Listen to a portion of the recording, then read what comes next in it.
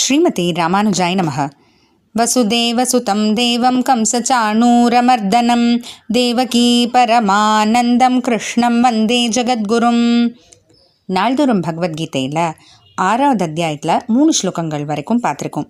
அதில் கடைசியில் ஒரு யோகத்தில், அதாவது ஆத்ம சாட்சா்காரத்தை பொருட்டு யார் முயற்சி எடுக்கணும்னு நினைக்கிறாங்களோ, அதில் ஏறணும்னு நினைக்கிறாங்களோ, அவங்களுக்கு கர்மயோகமே ஒரு படிக்கட்டாக இருக்குது, ஒரு ஏணியாக இருக்குது அப்படின்றத பார்த்தோம். சரி, எப்போ அதில் அவங்க ஏறிட்டாங்க அப்படின்றது தெரிய வரும் அப்படின்னா, அது 4வது ஸ்லோகத்தில் பகவான் சொல்கிறாரு, யதா ஹினேந்திரியார்த்தேஷு ந கர்மஸ்வனுஷஜ்ஜதே சர்வசங்கல்ப சந்நியாசி யோகாரூடஸ்ததோச்யதே. யதாஹி, எப்போ ஒரு கர்மயோகி இந்திரியார்த்தேஷு ந அனுஷஜ்ஜதே, அதாவது புலனின்பங்களெல்லாம் கொடுக்கக்கூடிய விஷயங்களில் ஈடுபடுறது இல்லையோ, அதில் பற்று இல்லாமல் இருக்காங்களோ. புலனின்பம் கொடுக்கக்கூடிய விஷயங்கள்னால் என்ன? ஏதாச்சும் நல்லா சாப்பிடணும் அப்படின்னு தோணுது, எதானு பார்க்கணுன்னு தோணுது, எதான வேறு விதமாக பேசணும்னு தோணும். இந்த மாதிரி விஷயங்கள்ல எல்லாம் பற்று இல்லாமல், அட்டாச்மெண்ட் இல்லாமல், ந கர்மசோ அனுஷஜ்ஜதே, அந்த இன்பங்கள் கொடுக்கக்கூடிய விஷயங்கள்லேயும் செயல்கள்லேயும் பற்று இல்லாமல், இப்போ ஒன்றும் இல்லை, இப்போ ஏதோ பார்க்கணுன்னு தோணுதுன்னா அதை பற்றியே நினைக்கிறது மட்டும் இல்லை, அதுக்கு போகாமையும் இருக்கிறது, கட்டுப்பாடோடு இருக்கிறது.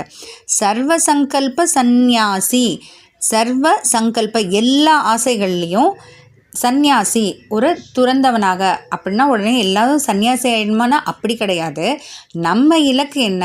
ஆத்ம சாட்சா்காரம், ஆத்ம உண்மையாக உணர்ந்து அதுக்கு மேலே மேலே பக்தி செஞ்சு பகவானை அடையணுன்றது. அந்த இலக்குலேருந்து மாறுபட்டு இருக்கக்கூடிய விஷயங்கள்லேருந்து விலகி இருக்கணும்ட்டு பகவான் சொல்கிறாரு. யோகாரூடஸ்த தோச்சியத்தே தத்து, அப்போது யோகாரூடக உச்சியத்தே, யோகத்தில் அவன் ஏறிட்டாங்க அப்படின்னு சொல்கிறாங்கன்னு பகவான் சொல்கிறாரு. அதாவது எப்போ ஒரு கர்மயோகி அவங்க ஆத்ம சாட்சா்காரத்தை பொருட்டு அவங்க ஏறணும்னு நினைக்கிறாங்களோ, அப்போ கர்மயோகமே ஏணியாக இருக்கும் அவங்களுக்குன்னு பகவான் சொல்கிறாரா.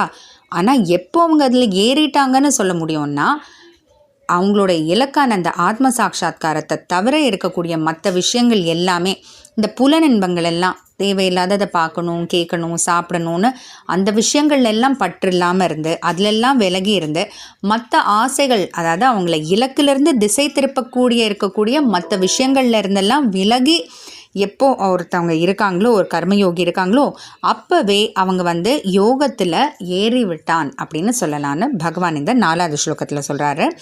தொடர்ந்து நம்மளுடைய நெஞ்சு நம்ம ஆத்மாவுக்கு எப்படி உதவியாக இருக்குமா இல்லையா அப்படின்றத பற்றி 5வது 6வது ஸ்லோகத்தில் சொல்ல போகிறாரு. பார்க்கலாம். ஜெய் ஸ்ரீ கிருஷ்ணன்.